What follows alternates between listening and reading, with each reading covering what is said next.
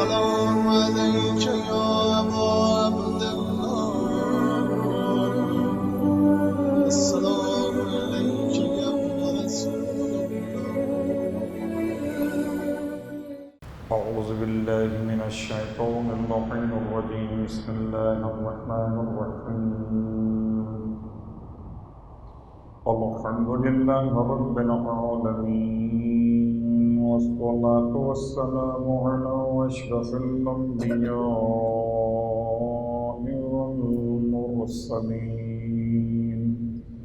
سيدنا أبي القاسم محمد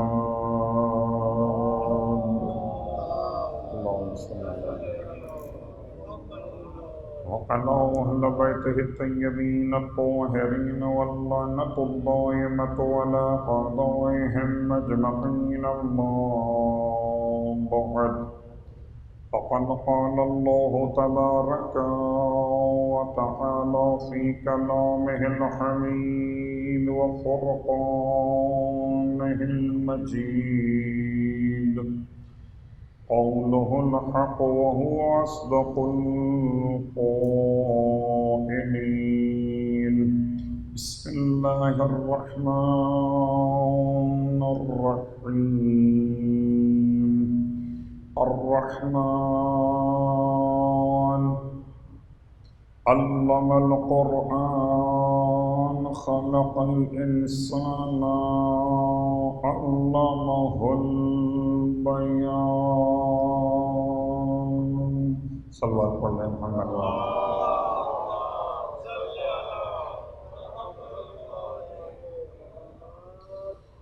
تمام تعریفیں اس خدائے بزرگ و برتر کے لیے جس نے کائنات کو بغیر کسی منت و احسان کے خلق فرمایا اور تمام حج گئے درود و سلام و نظرات مقدسات کے لیے جو باعث خلقت کائنات بھی اور اشرف موجودات تھی الحمدللہ الذی جعلنا من المتمسکین بالقرآن العظیم وجعلنا من المتمسکین بولایت علی ابن ابی طالب علیہ السلام اللهم صل على محمد وآل محمد عظم الله أجورنا وأجوركم بمصابنا بعلي بن الحسين عليهم السلام وجعلنا وإياكم إن شاء الله من الطالبين بصأره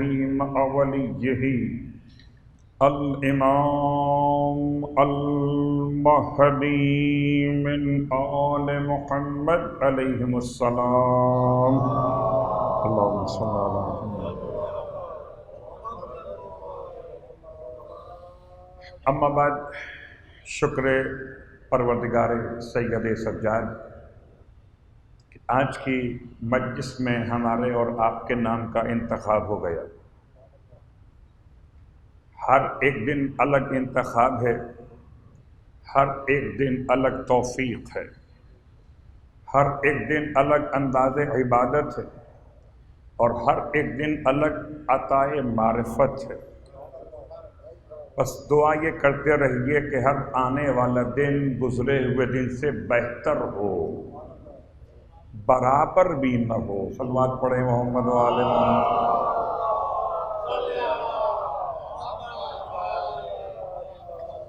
سامعین گرامی قدر آپ کی خدمت مقدس میں خطبہ امام سید سجاد علیہ السلام کی شرح کا عنوان لیے ہوئے کل حاضر خدمت ہوا تھا اور سورہ مبارکہ الرحمن کی مسلسل آیات الرحمن علم القرآن خلق الانسان علمہ البیان یہ 4 آیتوں کی تلاوت کا شرف کل بھی حاصل کیا اور آج بھی سورہ مبارکہ الرحمن کی تلاوت کا ثواب اور اجر سرکار ارشاد فرماتے ہیں کہ یہ منافقوں کے دل میں قرار نہیں پاتا دل میں زبان پر نہیں زبان پر تو سب کی آ سکتا ہے البتہ دل میں صرف مومنوں کے آئے گا۔ تو کسی کی زبان سے سن کے پریشان نہ ہو جائیے گا، اس لیے کہ اگر کوفے کے گلیوں سے اچھی آواز قرب آ رہی ہو تو کمیل جیسی شخصیت بھی متاثر ہو جاتی ہے۔ ہم تو کہاں کمیل کے قدموں کی خاک بھی نہیں، تو ہم اگر متاثر ہو گئے فلاں قاری قرآن سے، فلاں بہترین قرأت کرنے والے سے، تو اللہ کے حبیب نے یہ نہیں فرمایا تھا کہ سورہ الرحمن منافقوں کی زبان پہ نہیں آ سکتا، فرمایا دلوں میں نہیں آ سکتا۔ تو اپنے دل میں جگہ دیجئے، سورہ الرحمن کی تلاوت کو اپنے گھروں کا عنوان رحمت قرار دیجئے۔ اور اللہم صلی علی محمد۔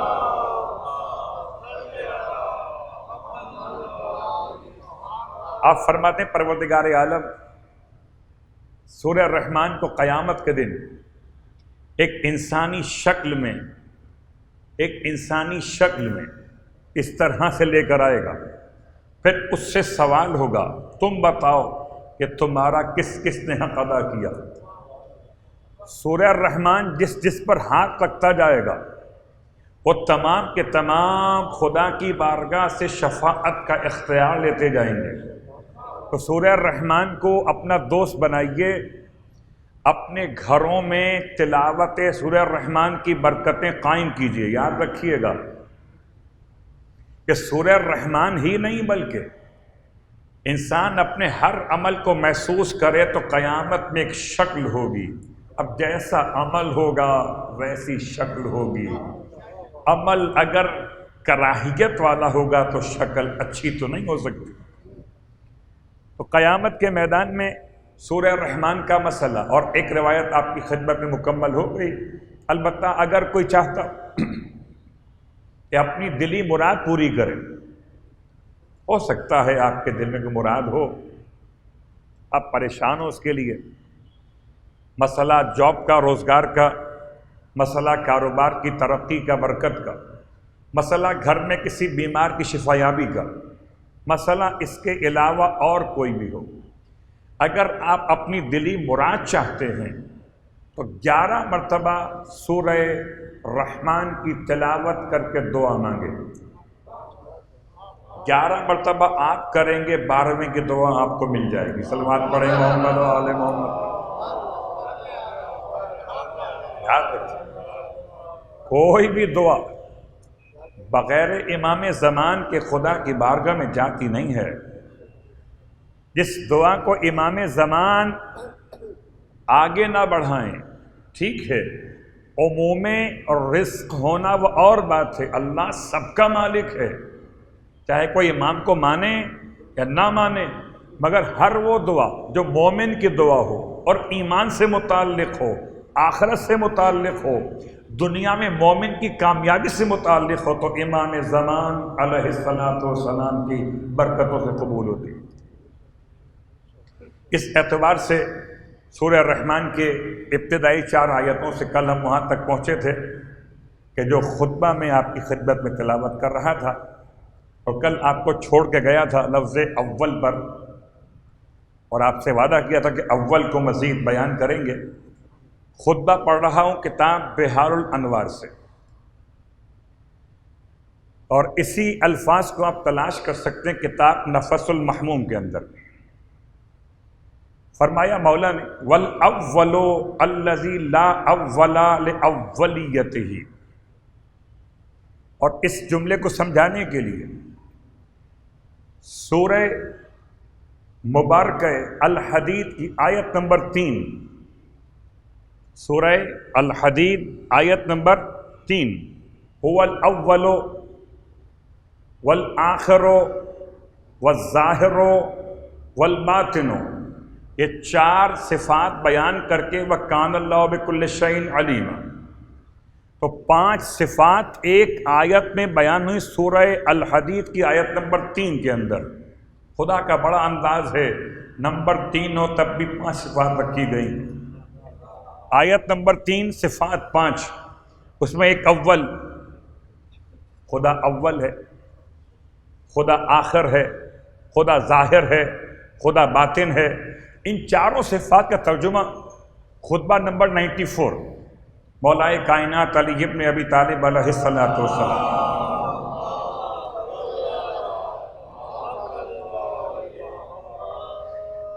ارشاد فرماتے ہیں خدا کی حمد کرتے ہوئے، الحمدللہ الاول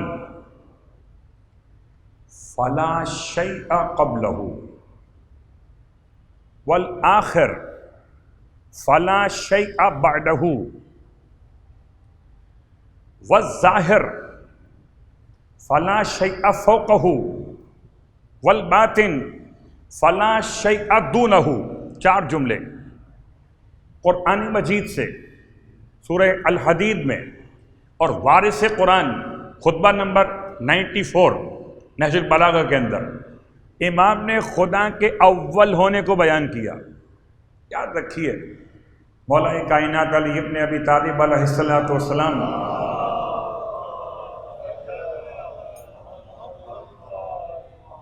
کے پاس یہودی کا سوال، اور یہودی کا سوال اس اعتبار سے کہ جیسے آج میرے اور آپ کے درمیان سوال ہو سکتے، ہمارے اور آپ کے مسائل مشکلات کیا کہ ہم نے خدا کو سنا ہے مخلوط معاشرے میں اور آل محمد کو سنتے فرش اعلیٰ پر، تو وہاں کا خدا اور یہاں کے آل محمد کچھ میچ نہیں کر رہے ہو۔ صلوات پڑھے محمد والے۔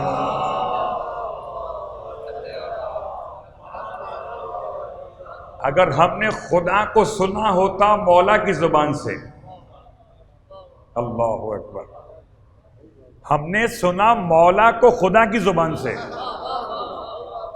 تو فرش عزا سے مولا سمجھ میں آ گئے۔ لیکن اگر ہم نے فرش عزا سے خدا سنا ہوتا مولا کی زبان سے تو خدا بھی سمجھ میں آ جاتا۔ لیکن خدا سنتے ہیں باہر جا کے۔ صلوات پڑھے محمد والے محمد۔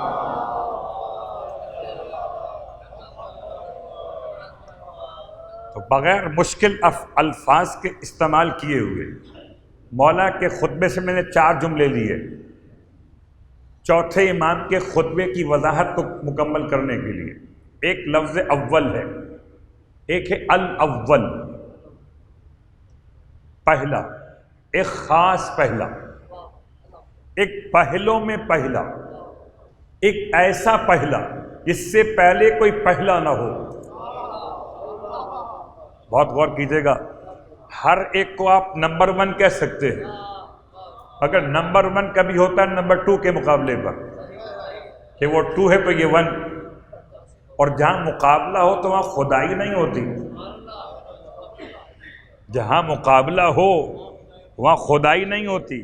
یہ ممکن نہیں ہے کہ خدا ایسا اول اس کا کوئی ثانی بھی ہو، ثالث بھی ہو، رابع بھی ہو۔ خدا ایسا اول، امام فرماتے الحمدللہ الاول، ایسا اول خدا، فلا شیء قبلہ، کہ جس سے پہلے کوئی شے موجود نہ ہو۔ نہج البلاغہ۔ اور اسی بات کو سمجھانے کے لیے مولا کی خدمت میں یہودی کی آمد، اور یہودی نے سوال کیا مولا سے، بہت پرانا مسئلہ۔ سوال کیا کیا؟ کہتا ہے یا علی این وجہ ربک، آپ کے رب کا چہرہ کس طرف ہے؟ بھئی مجھے تو یاد ہے اس فرش عزا پر اول کون تھا، کون پہلے سے بیٹھا ہوا تھا، تو اول کا چہرہ یاد ہے نا، ثانی کا یاد ہو نہ ہو، ثالث کا یاد ہو نہ ہو، اول کا یاد ہے۔ اللہ اکبر۔ تو امام سے پوچھا گیا مولا بتائیے این وجہ ربک، آپ کے رب کا چہرہ کس طرف ہے؟ امام جو جواب دیتے فلسفے اور علم معنی اور بیان کو استعمال کرتے ہوئے، یہودی کیا سمجھتا؟ امام نے یہودی کو جواب دیا اس کے ذہنی سطح کو دیکھتے ہوئے، فرمایا آگ روشن کرو، اور پوچھتا ہے رب کا چہرہ کہاں پر ہے؟ امام فرماتے ہیں آگ روشن کرو، رب کے چہرے کا آگ سے کیا تعلق؟ اب تو سمجھو کہ معصوم کا کوئی عمل حکمت سے خالی نہیں ہوتا۔ اللہ اکبر۔ کبھی آگ جلا کے سمجھائے، کبھی آگ بجھا کے سمجھائے۔ آگ جلاؤ، اب آگ جلائی گئی اور جیسی آگ روشن ہوئی اس کے شعلے بلند ہوئے، امام نے ارشاد فرمایا یہودی سے، اینا وجہ ہذہ النار، یہ تو بتا اس آگ کا چہرہ کس طرف ہے۔ یہودی چاروں طرف گھومتا ہے، ہر طرف ایک ہی رخ ہے۔ دیکھیے ایسا نہیں ہے، یہ میرا چہرہ ہے، اگر میں اسے موڑ دوں تو میری بیک سائڈ سے آپ کتنا مانوس ہوں گے۔ یہ کیا ہو گیا مول صاحب کو؟ تو یہ فیس ہے، یہ پازیٹیو ہے، وہ نیگیٹو فرض کر لیتے۔ یہ سامنے چہرہ، پیچھے چہرہ نہیں ہے، تو کہیں سے پہچان ہوگی۔ اللہ اکبر۔ تو آگ کے بارے میں امام کا سوال یہ تو بتا اس آگ کا چہرہ کس طرف ہے؟ کہتا ہے چاروں طرف چہرہ ہے، میں چہرہ معین نہیں کر سکتا۔ ارشاد فرمایا جب تو چھوٹی سی آگ کا چہرہ نہیں بتا سکتا تو مجھ سے رب کا چہرہ کیوں پوچھتا ہے؟ میں کہوں سوچ تو صحیح، جو رب کا چہرہ ایسے سمجھا دے، ہر طرف رب، ہر طرف رب، جہاں جہاں سب، وہاں وہاں رب۔ انسان اکیلا ہو تب بھی رب، انسان دو جمع ہو تب تیسرا رب، انسان تین ہو تو چوتھا رب۔ اللہ اکبر۔ تو رب کا چہرہ، اور امام کی بارگاہ میں سوال رب کے بارے میں اور امام کا خطبہ۔ خدا ایسا اول ہے، فلا شیء قبلہ، اس سے پہلے کوئی شے تھی نہیں۔ تو پوچھئے مولا سے، مولا کیا آپ دیکھ کر آئے تھے؟ اگر آپ یہ جانتے ہوں کہ جناب شریف آباد میں جب سے نقوی صاحب آپ رہتے ہیں آپ سے پہلے کوئی آیا نہیں تھا، یہ آپ کب کہہ سکتے؟ جبکہ آپ نے شریف آباد کو دیکھا ہو، شریفوں کو دیکھا ہے، شریف آباد کو دیکھا نہیں۔ تو اگر آپ نے اس آبادی کا مشاہدہ فرمایا ہو تو کہہ سکتے کہ کوئی نہیں تھا وہاں پر، ہم تو اس زمانے میں گرو مندر پر رہتے تھے جب کراچی شروع وہیں سے ہوتا تھا، اس سے آگے سب جھاڑیاں تھیں، یہ کیا کھیت اور کیا باغات تھے، کیا شریف آباد اور کیا غریب آباد، کچھ بھی نہیں تھا۔ تو یا تو کوئی ایسا بتائے جو دیکھ کر آیا ہو، یا کوئی وہ بتائے جس کو خود اس نے بتایا ہو کہ مجھ سے پہلے کوئی نہ۔ سلوات پڑھے محمد والے محمد۔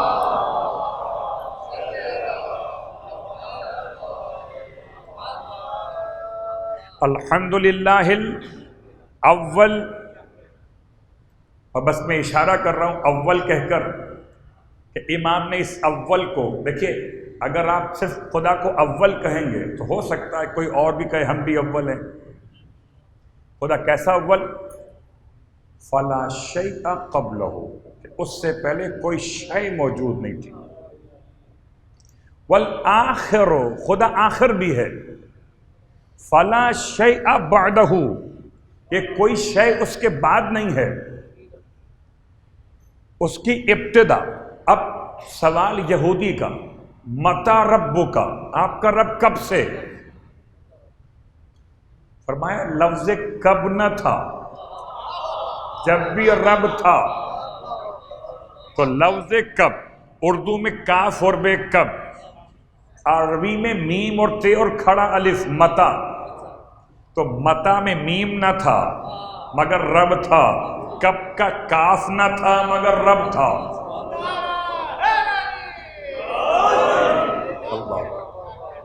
تو امام کے خطبے سے استفادہ کرتے ہوئے والآخر، خدا ایسا آخر ہے، فلا شیء بعدہ، کہ اس کے بعد کوئی شے نہ رہے گی، نہ اس کی کوئی انتہا، نہ اس کی کوئی ابتدا، اور پھر وہ ایسا ظاہر، اللہ اکبر، ایسا ظاہر کہ اتنا ظاہر ہوتے ہوئے بھی قریب نہیں ہے۔ دیکھیے دونوں باتیں الگ الگ، خدا قریب بھی ہے، خدا دور بھی ہے۔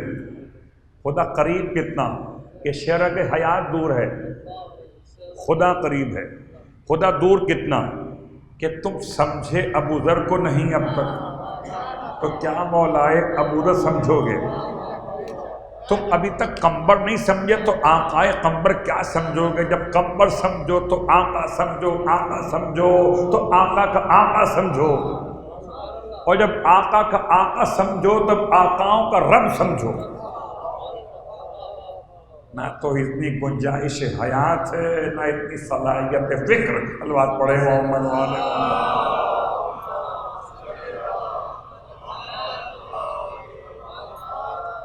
تو مولا کائنات کا جملہ اور چوتھے امام کا جملہ، یہ خطبہ کا اندر ہے مولا۔ کل یاد ہے خطبہ جمعہ، اور خطبہ جمعہ ہو چکا ہے۔ یزید کے تنخواہ دار مولوی نے خطبہ جمعہ دے دیا،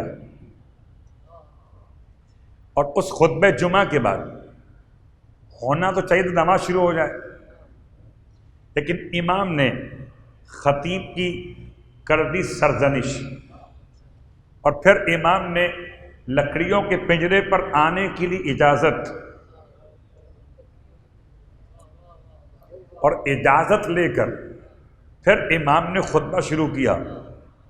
تو خطبہ جمعہ کے بعد ایک اور خطبہ ہو رہا ہے، مسجد اموی ہے، خدا ہم سب کو نصیب کرے اس مسجد کی زیارت کہ جہاں پر سر سرکار سید الشہداء رکھا گیا۔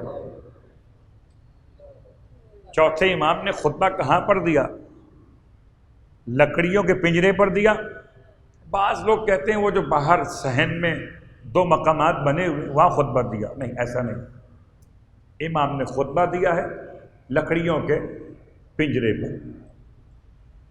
امام کے سامعین کون ہیں؟ امام کے سامعین وہ لوگ ہیں جو 40 سال تک یزید اور اس کے خاندان کو آل محمد سمجھتے رہے۔ یزید اور اس کے خاندان کو 40 سال تک، 40 سال کی اتنی گہری سیاست،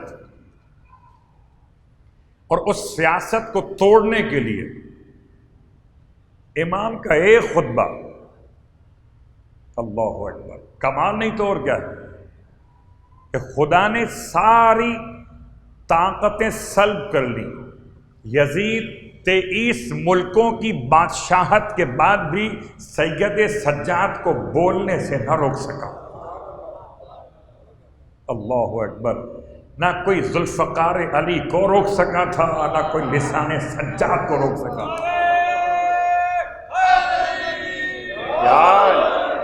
بلکہ جملہ یاد دلا دوں، امام فرماتے ہیں تلوار کا زخم تو بھر جاتا ہے، زبان کا نہیں بھرتا۔ تو تلوار کے زخمی اور تھے، زبان کے زخمی اور ہیں۔ تلوار کے زخمیوں نے صرف خندق دیکھی، خیبر دیکھا، بدر و احد دیکھے، اور زبان کے زخمی آج تک دیکھ رہے ہیں۔ یزید اور اس کے باپ کی ہی مسلمات پڑھے محمد والے محمد۔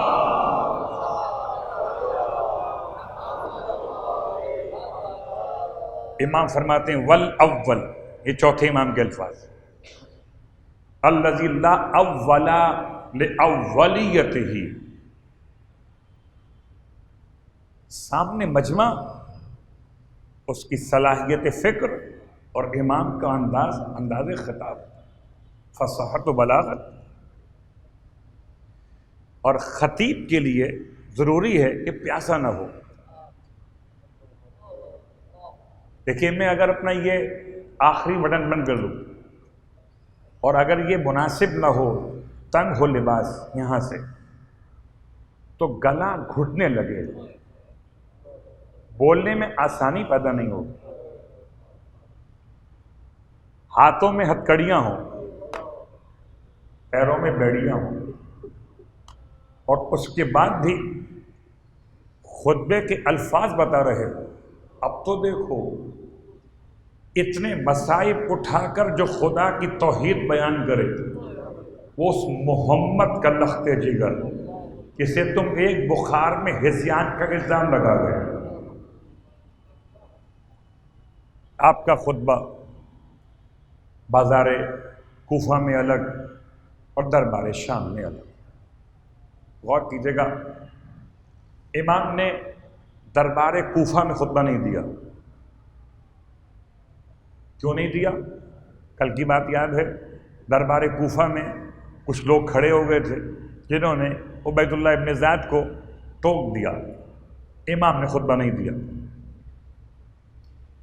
سرزمین شام پر دمشق میں کوئی کھڑا نہیں ہوتا، سب بیٹھے ہوئے، تو امام خود کھڑے ہوئے۔ عالم یہ تھا کہ ضعف کی بنیاد پر آپ کے قدم لرز رہے تھے۔ اللہ اکبر۔ اور استقامت لہجے میں ایسی تھی کہ خطبہ سننے والے پریشان تھے۔ اللہ کی تعریف کر رہے تھے کربلا کے بعد۔ ہم اور آپ تو گھر میں اگر ایک میت اڑ جائے تو اللہ کی تعریف کر پائیں گے؟ شکوہ رہے گا، شکر کہاں ہوگا؟ والاول، ایسا اول پروردگار، الذی لا اول لاولیتہ، کہ کوئی اس کی اولیت پر اول ہو سکتا نہیں۔ والآخر، خدا ایسا آخر۔ ربط یاد ہے سورہ الحدید، مولا کائنات کا خطبہ اور چوتھے امام کا خطبہ۔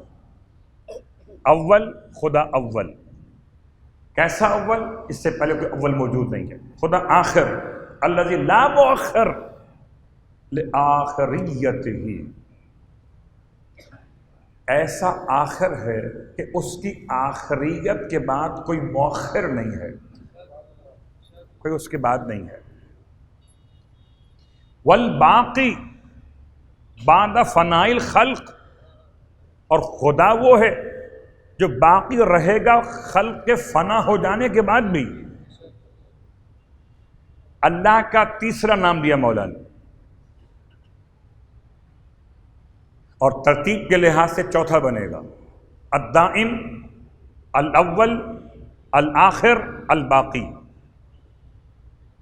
اس کے بعد فرمایا قدر اللیالی والایام، اس نے بنا دیے، مقدر کر دیے رات اور دن الگ الگ۔ اس نے مقدر کیا رات کو الگ، دن کو الگ۔ اب یاد رکھیے امام نے کیوں استعمال کیا رات اور دن کو؟ صلوات پڑھیں محمد وعلی، کیوں استعمال کیا؟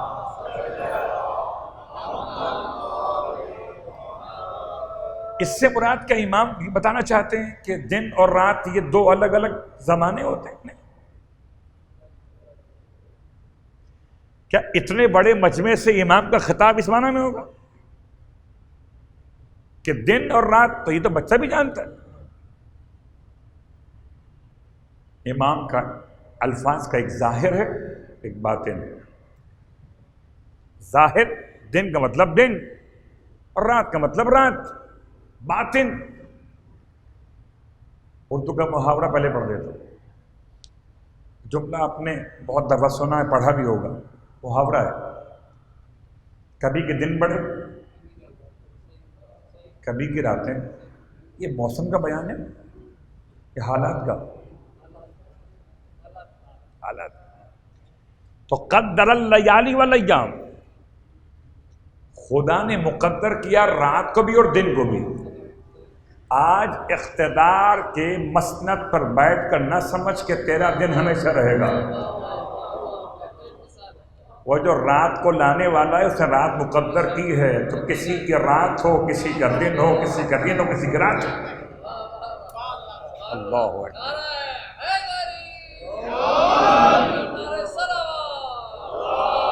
اللہم صلی اللہ علیہ وسلم.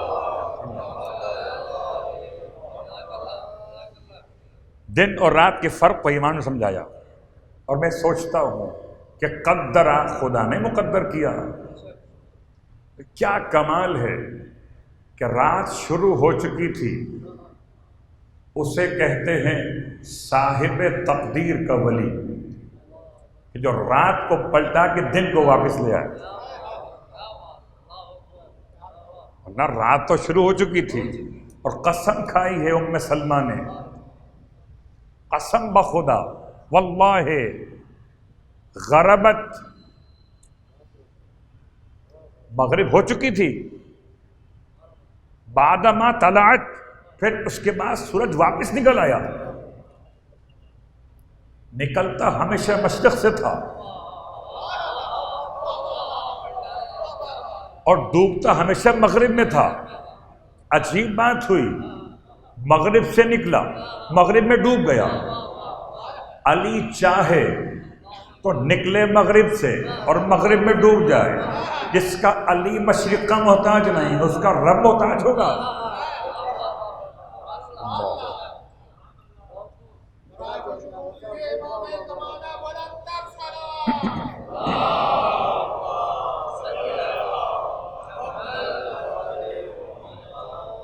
قدر اللیالی والیام، اللہ نے مقدر کیا ہے راتوں کو اور دنوں کو. گھبرانا مت. الیس الصبح بقریب، کیا صبح قریب نہیں ہے؟ رات کی تاریکی سے دل چھوٹا مت کرنا، صبح بہت قریب ہے. اور صبح تو والصبح اذا تنفسا، صبح تو سانس لے رہی ہے. عجیب بات ہے، پورے قرآن میں رات سانس نہیں لیتی مگر صبح سانس لیتی ہے. اس لیے خدا نے قسم کھائی والفجر، قسم وقت فجر کی، قسم 10 راتوں کی. اللہ اکبر. تو فجر کا عنوان اور ہے، رات کا عنوان اور ہے. والصبح اذا تنفسا. اب اس پر ہم تفصیل لا سکتے ہیں کہ آکسیجن بہت نکلتی صبح میں. صلوات پڑھے محمد وآل محمد. تنفس. رات کا موضوع الگ، صبح کا موضوع الگ. اگر امام نے دربار یزید میں فرمایا قدر اللیالی والایام وقسم فیہا بینہم الاقسام، اور خدا نے پھر تقسیم کر دیا سب کے درمیان دن اور راتوں کو. کیا مطلب؟ اس وقت کی بات کر رہے ہیں مولا جب کہ کوئی جانتا نہیں تھا کہ رات ہوتی کیوں ہے. رات ہوتی کیوں ہے؟ پہلی بات تو یاد رکھیں، رات اگر نہ ہوتی تو قیامت ہوتی. یہ مشین کب تک چلتی؟ 2-4 دن میں تو فیل ہو جاتی. خدا نے رات خلق فرما کر اس مشین کو آرام کا موقع دیا تاکہ اگلے دن کے لیے پھر نئے سرے سے آمادہ ہو جائے. اللہ اکبر. اگر رات نہ ہو تو مشکل، اور دن نہ ہو تو مشکل. اور خدا کا بڑا احسان یہ کہ رات کے آنے سے پہلے رات کے لیے انسانوں کو آمادہ کر دیتا ہے. تھوڑا سا اندھیرا، یہ کہ نہیں ہے لائٹ ایک دم آف ہو جائے. اب تو ان کی اپنی لائٹ آف ہونے. صلوات پڑھے محمد وآل محمد.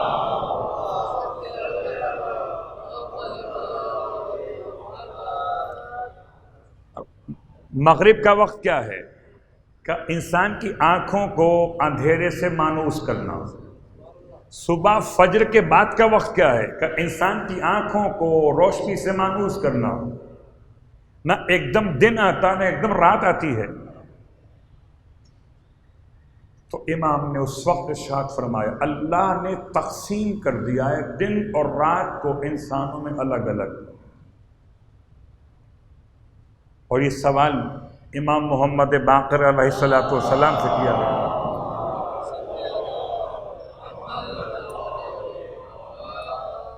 سوال تو یہ تھا عیسائی راہب کا کہ بتائیے کہ اگر جنت اتنی بڑی ہے کہ جنت کا ارض السماوات والارض، تمام زمینوں اور آسمانوں کے اعتبار سے جنت پھیلی ہوئی ہے، تو جہنم کہاں پر ہے؟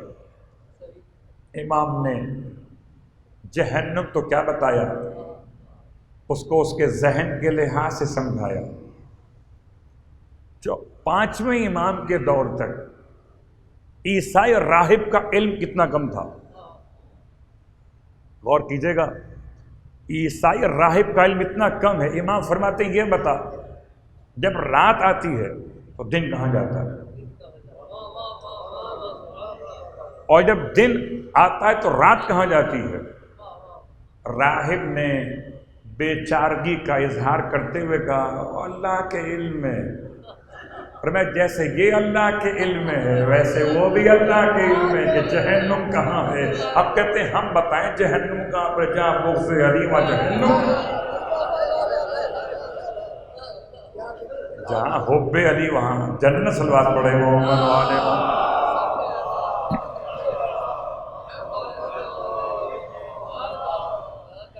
فتبارک اللہ الملک العلام۔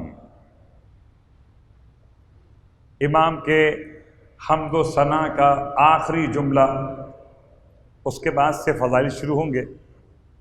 ابھی تو ہم نے صرف وہ حصہ مکمل کیا کہ جو عام طور پر علماء نے کتابوں میں نہیں لکھا، اس لیے کل سے لے کر آج تک میں نے آپ کا سفر مکمل کیا۔ فتبارک اللہ،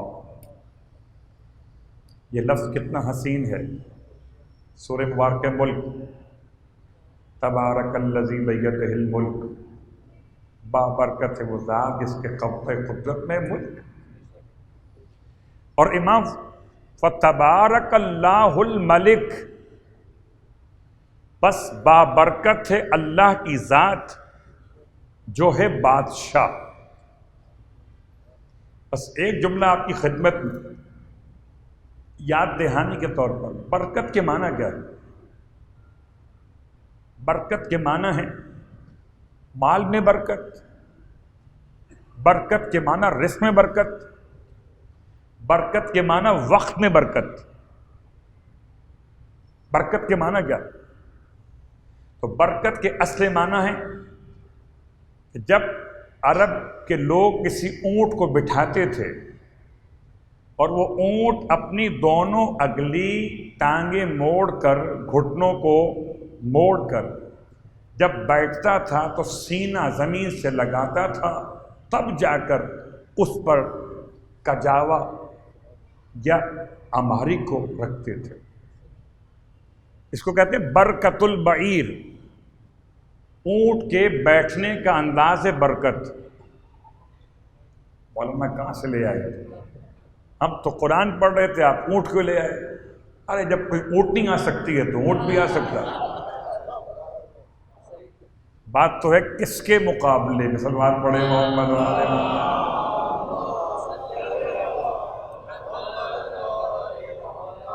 تو برکت کہتے ہیں ثبات قدم کو،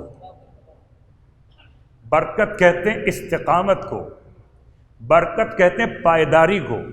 تو جب کوئی چیز مضبوطی کے ساتھ قائم ہو جائے تو اسے برکت کہتے ہیں۔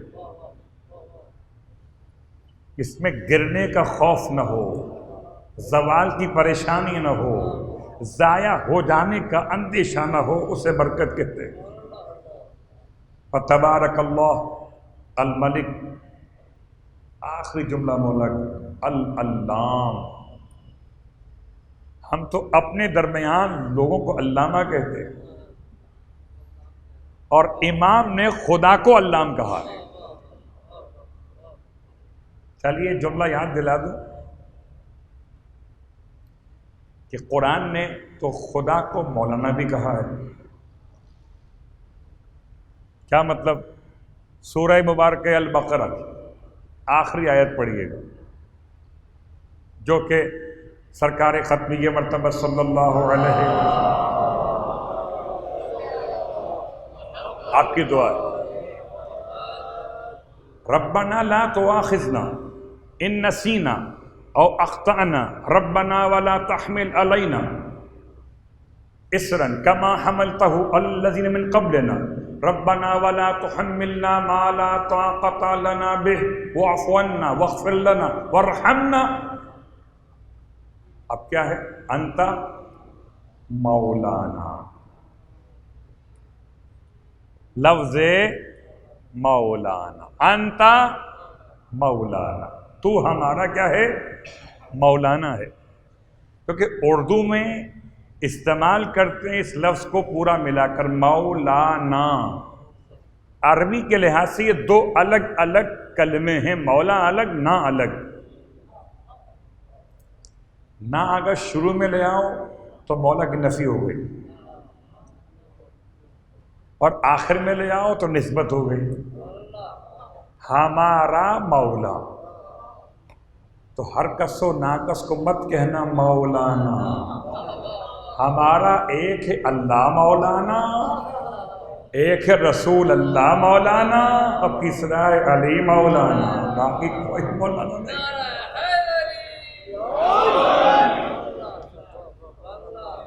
کہیں پھر مشکل نہ ہو.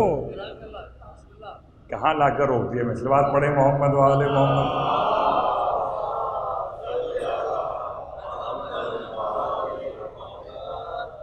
عزیزان، کہنے کا مطلب کہ آپ اس لفظ کی اہمیت پہ غور کیجئے. لفظ علام، علام عالم نہیں، علیم نہیں، علام بہت زیادہ جاننے والا.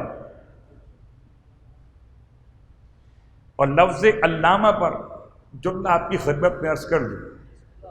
آج کل کچھ لوگ اس کو یوں استعمال کرتے ہیں، وہ علامہ، وہ الف سے علامہ، وہ عین سے علامہ. لیکن یاد رکھیے یہ علمی بحث نہیں ہے. علمی بحث کے لیے میں آپ کو کتاب معالم الدین و ملاذ المجتہدین، دین کی نشانیاں اور مجتہدین کی پناہ گاہ، یہ اصول فقہ کی کتاب ہے. ایک زمانے تک تو اسی کتاب پر اجتہاد ہوتا تھا. اس کتاب کی روایتوں میں ایک روایت پڑھ رہا ہوں. سرکار ختم یہ مرتبہ صلی اللہ علیہ وسلم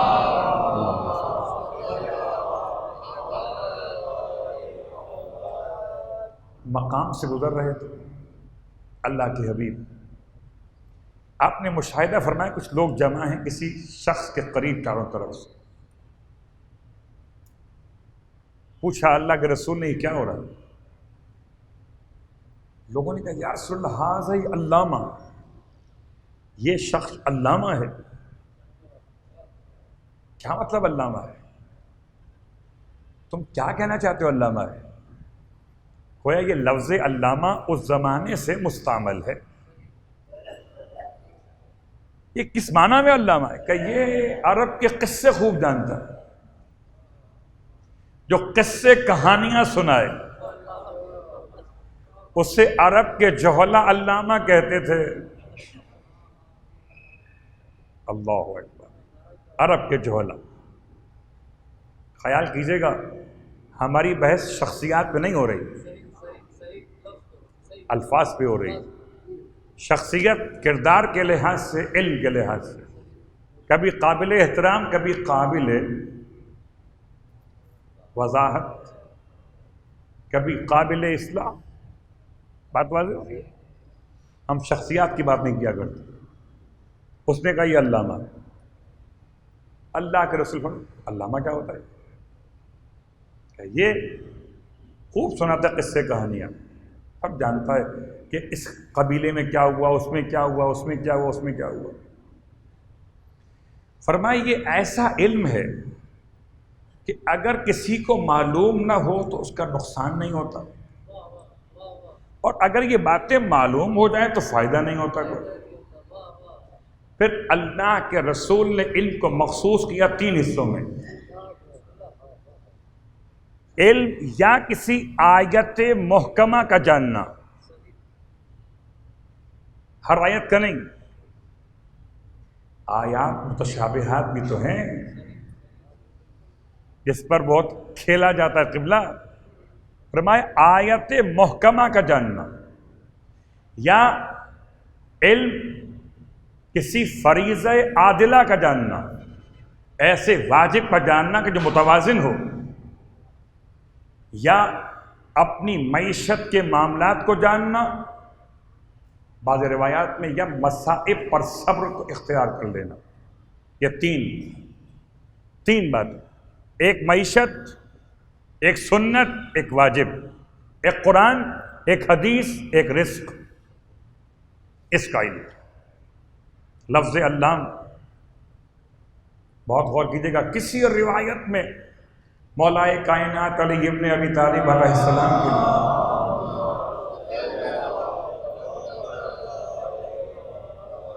لفظ علامہ استعمال نہیں ہوا، عالم استعمال ہوا. عالمکم علی ابن ابی طالب، تم میں سب سے زیادہ علم علی کے پاس. اور آیت قرآن میں اور روایتوں میں لفظ علام استعمال ہوا پروردگار عالم کے لیے. ٹھیک ہے، کسی کو نسبت کے اعتبار سے یاد کر سکتے ہیں. کوئی آپ کے نزدیک اتنا بڑا ہو کہ آپ اسے علامہ کہہ دیں، لیکن اللہ کی نگاہ میں علامہ کون ہے؟ خود اللہ. امام کی نگاہ میں علامہ کون ہے؟ پروردگار. بات واضح ہو گئی. اب آئیے ایھا الناس، خدا کے تعارف کے بعد ارشاد فرماتے ہیں اے انسانوں اعطینا ستن. لفظ اعطینا عطا سے ہے. ایک لفظ استعمال ہوتا ہے اوتی، الف واو تے. یہ کیا ہے؟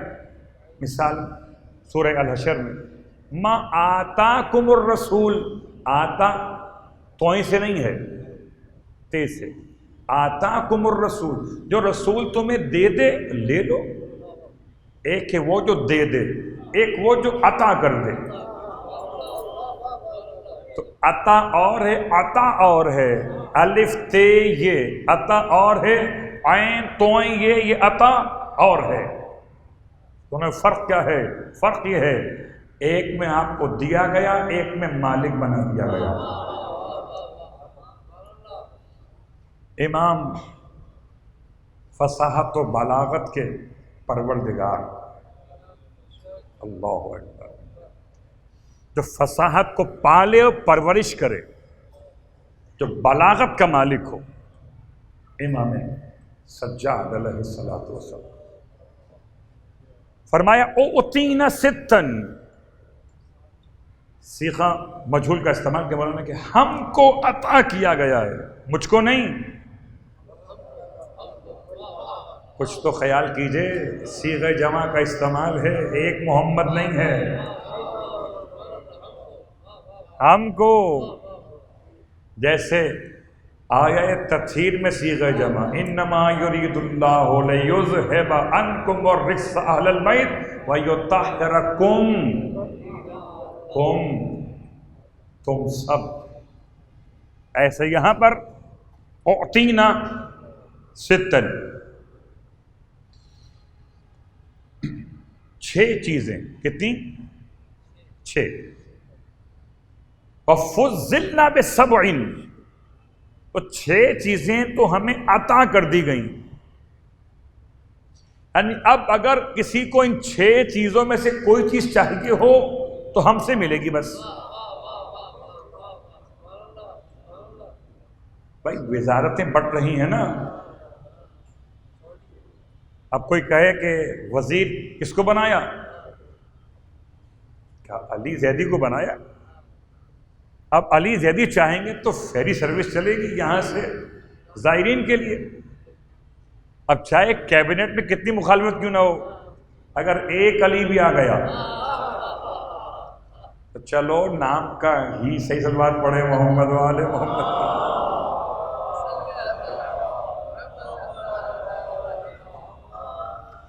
تو اوتینا ستن کے بعد فضلنا بسبع، خدا نے ہمیں 6 چیزوں کا مالک بنایا ہے. وہ 6 چیزیں نہ کوئی ہم سے چھین سکتا ہے اور نہ کوئی ہمارے علاوہ کہیں اور سے لے سکتا ہے. فضلنا بسبع، اور ہمیں 7 باتوں سے فضیلت دی ہے. اللہ اکبر. اب یہ 7 باتیں بعد میں اور 6 باتیں پہلے. آج صرف 6 باتوں کی وضاحت ترجمے کی حد تک. اعطینا العلم والحلم والسماحت والفصاحت والشجاع. اللہ نے ہمیں عطا کر دی 6 باتیں: العلم والحلم والسماحہ والفصاحہ والشجاع. 5 پڑھوں گا، 30 نہیں پڑھوں گا. پڑھو. والمحبت فی قلوب المؤمنین. خدا نے ہمیں بخش دیا ہے. اگر کسی کو مومنوں کے دل کی محبت چاہیے ہو تو باہر جلسے کر کے نہیں ملے گی. علی کا نام لو تو میرے صلوات پڑھے محمد وآل محمد.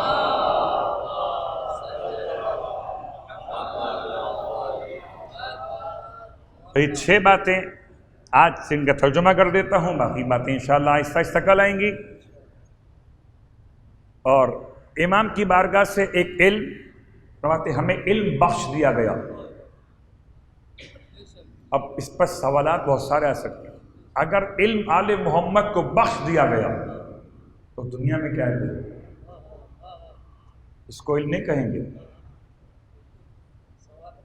سوال آئے گا، جواب بھی آئے گا. العلم، اور خالی علم نہیں، والحلم. بہت سو کو علم تو مل جاتا ہے، حلم نہیں ملتا. عالم تو ہو گئے مگر برداشت نہیں ہے. اسی لیے تو چاند دیکھتے دیکھتے انہیں یزید کے اندر کوئی خامی دکھائی نہیں دی. عجیب بات ہے. ابھی تو کہتے ہیں صاحب کہ جناب کچھ سائنس پڑھ لی ہوتی. صلوات پڑھے محمد والے محمد.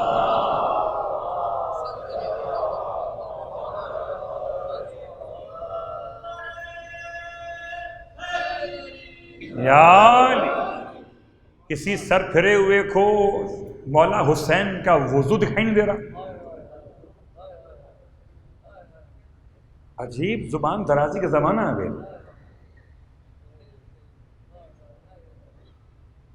ہمارے اور آپ کے آنکھوں کے سامنے، ہمارے اور آپ کے ماحول میں، اللہ اکبر، ایسا لگتا ہے جیسے یزیدیت دوبارہ زندہ ہو رہی ہے.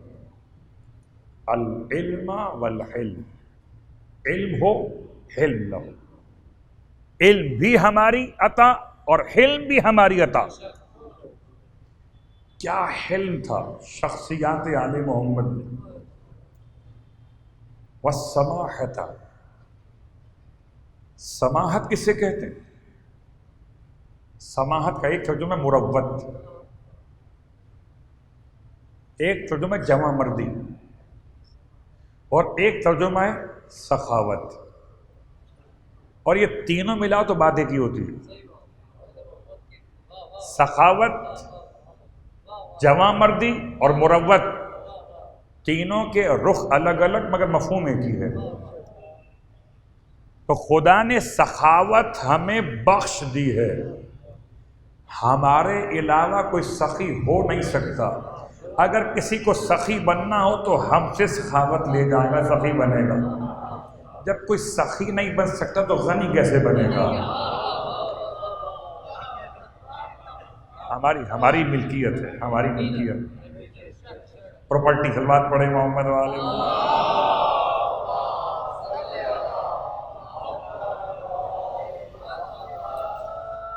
والفصاحت، علم، حلم، سماحت، پھر فصاحت. فصاحت یعنی کہ بولنے میں فصیح لسان ہونا، اچھے انداز سے بولنا. تو بہت سے بولتے ہیں، اثر نہیں ہوتا. اب علی والے بولتے ہیں تو یہ تو بازار کوفہ ہے نا، کہ جہاں جانوروں کے گلے کی گھنٹیاں بھی خاموش ہو گئی۔ فصاحت خود ایک ایسا موضوع ہے کہ اس پر جتنی بات کی جائے بہت کم بڑھا جاتا ہے، فصاحت کیا ہے، لیکن جتنا ممکن ہو انشاءاللہ باقی 7 یا 8 راتوں میں مکمل کریں گے۔ والشجاع، یہ تو آپ نے خوب سنا ہے، شجاعت ہماری ملکیت ہے۔ اب جو بزدلی ہو کسی اور کی ملکیت ہو، شجاعت ہماری ملکیت ہے۔ کوئی شجاع ہو نہیں سکتا تو سیف الاسلام کیسے ہو جائے گا؟ اگر کسی کو اسلام کی تلوار ایسی کند نہ دکھانا، صلوات پڑھے محمد صلی اللہ علیہ وسلم۔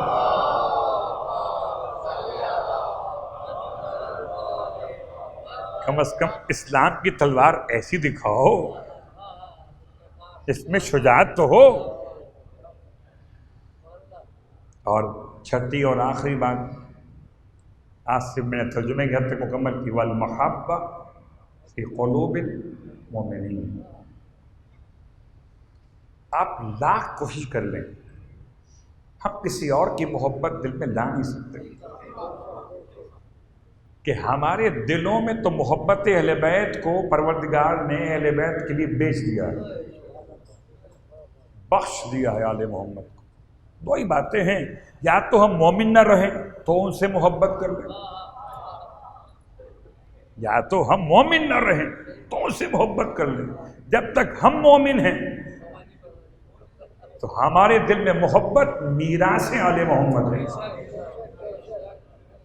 ہماری بنائی ہوئی چیز نہیں ہے کہ رات کو محبت صبح کو نہ ہو، صبح کو محبت شام کو نہ ہو، کرونا میں نہ ہو، بارش میں نہ ہو، برستی گولیوں میں نہ ہو، 2-4 جلوس نکالنے کے بعد خوف کے عالم میں نہ ہو، ممکن نہیں۔ والمحبہ فی قلوب المؤمنین، اللہ نے ہمیں بخش دیا ہے۔